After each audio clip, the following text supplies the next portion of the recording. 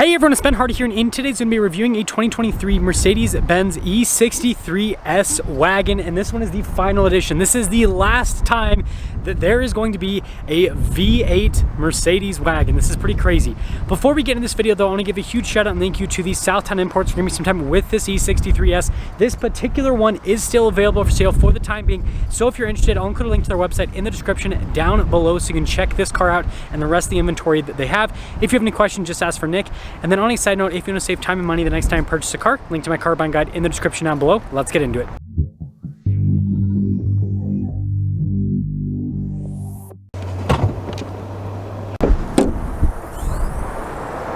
Powering this is a twin-turbo 4-liter V8 that goes through a 9-speed automatic transmission.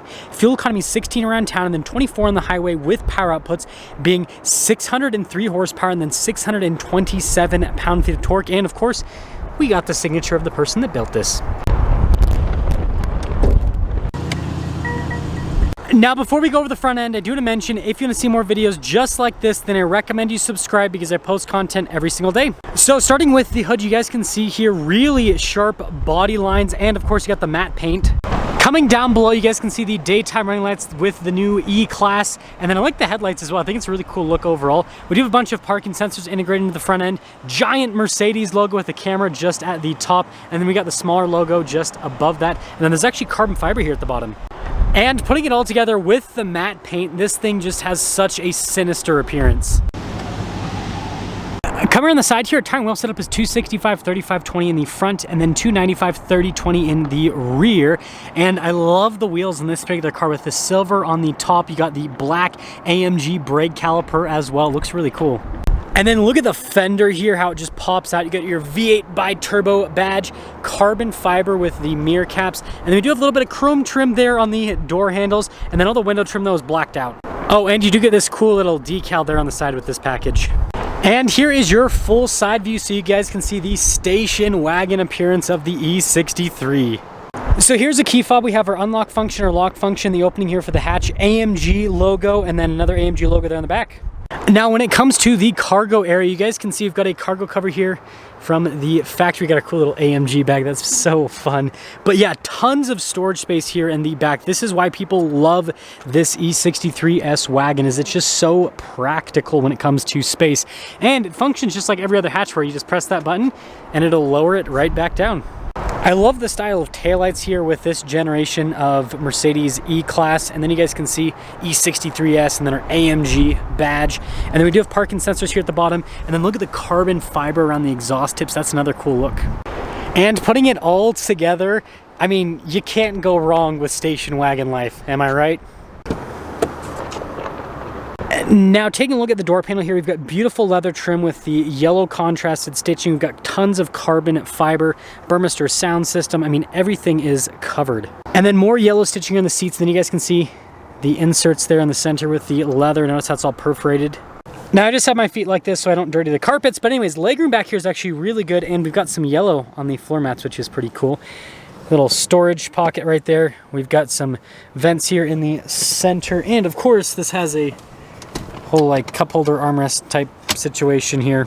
Kind of over-engineered, but I mean, isn't that basically a German thing to do? But anyways, last thing, headroom's good, actually second to last thing, because we also have a sunroof here in the back, and there's even leather here on the grab handles. That's overkill, but it's cool.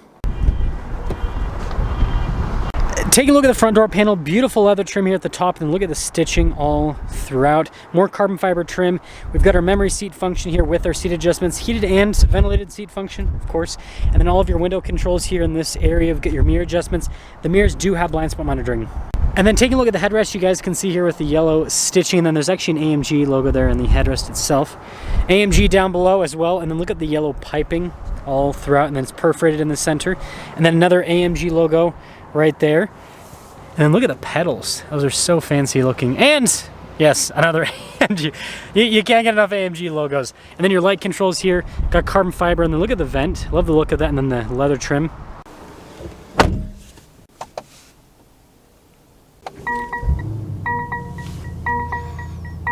So here is the steering wheel. We've got really nice leather trim here at the top and at the bottom with the AMG logo, yellow stitching, and then there is Alcantara here on either sides and get a better grip. Race car life, right?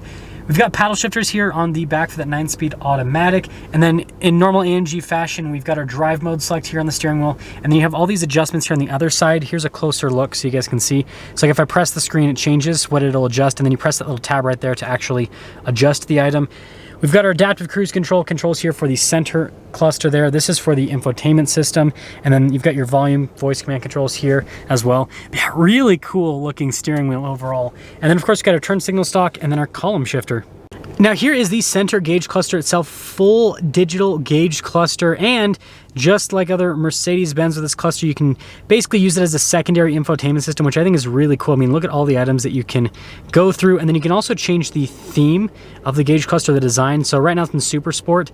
The one that I think looks pretty good too is Classic, which I know a little bit more boring, but overall it's cool how customizable the gauge cluster is. And then also I forgot to mention, so you've got that center screen which you can scroll through, right? Which is pretty cool. And then you can go into each of the individual gauges, and you can also, sorry if the camera's not focusing very well here, but you can also scroll through different menus with the gauges themselves as well.